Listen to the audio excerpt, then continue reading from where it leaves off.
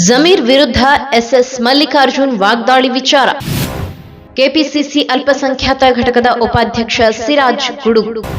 ಸಚಿವ ಜಮೀರ್ ಅಹ್ಮದ್ ಬಳಿ ಕ್ಷಮೆ ಕೇಳಬೇಕೆಂದು ಆಗ್ರಹ. ಸಚಿವ ಎಸ್ಎಸ್ ಮಲ್ಲಿಕಾರ್ಜುನ್ ಹಾಗೂ ಸಚಿವ ಜಮೀರ್ ಅಹ್ಮದ್ ನಡುವೆ ಜಟಾಪಟಿ ಜೋರಾಗಿದೆ. ಜಮೀರ್ ಅಹ್ಮದ್ ವಿರುದ್ಧ ಮಲ್ಲಿಕಾರ್ಜುನ್ ಏಕವಚನದಲ್ಲೇ ಕಿಡಿಕಾರಿದ್ರು. ಮುಸ್ಲಿಮರಿಗೆ ಟಿಕೆಟ್ ಕೊಡಬೇಕು ಅಂತ ನಮ್ಮ ತಂದೆಯವರು ಯಾರ ಬಳಿ ಹೇಳಿದ್ದಾರೆ? ಜಬ್ಬಾರಿಗಷ್ಟೇ ನಮ್ಮ ತಂದೆಯವರು ಹೇಳಿದ್ದಾರಾ ಅಂತ ಖಾರವಾಗಿ ಪ್ರಶ್ನಿಸಿದ್ದಾರೆ.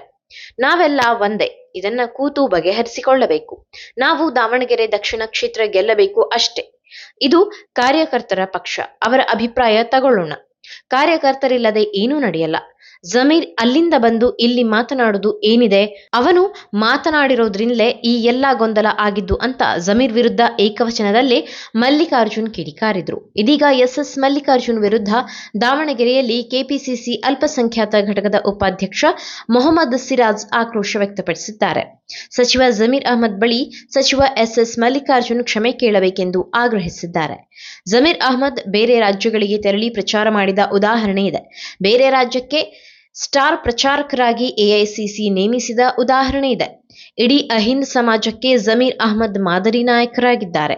ಆದರೆ ಸಚಿವ ಎಸ್ಎಸ್ ಮಲ್ಲಿಕಾರ್ಜುನ್ ಏಕವಚನದಲ್ಲಿ ಹೇಳಿದ್ದಾರೆ. ಜಮೀರ್ ಅಹ್ಮದ್ ಸರಳತೆಯಿಂದ ಪ್ರತಿಕ್ರಿಯೆ ಕೊಟ್ಟಿದ್ದಾರೆ.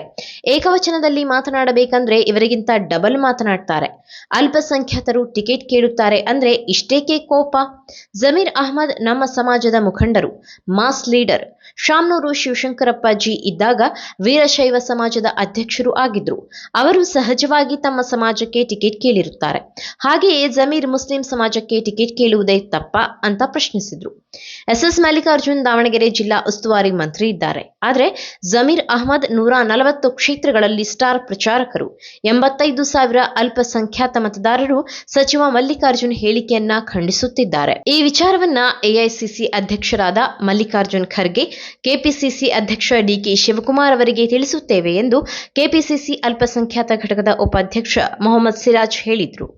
ಈ ಮಾಹಿತಿ ನಿಮಗೆ ಇಷ್ಟವಾಗಿದ್ದಲ್ಲಿ ಈ ಬಗ್ಗೆ ಕಮೆಂಟ್ ಮಾಡಿ, ವಿಡಿಯೋನ ಲೈಕ್ ಮಾಡಿ, ಶೇರ್ ಮಾಡಿ. ನಮ್ಮ ಚಾನೆಲ್ನ ಸಬ್ಸ್ಕ್ರೈಬ್ ಮಾಡದಿದ್ದಲ್ಲಿ ಬೇಗ ಸಬ್ಸ್ಕ್ರೈಬ್ ಮಾಡಿ. ಧನ್ಯವಾದ.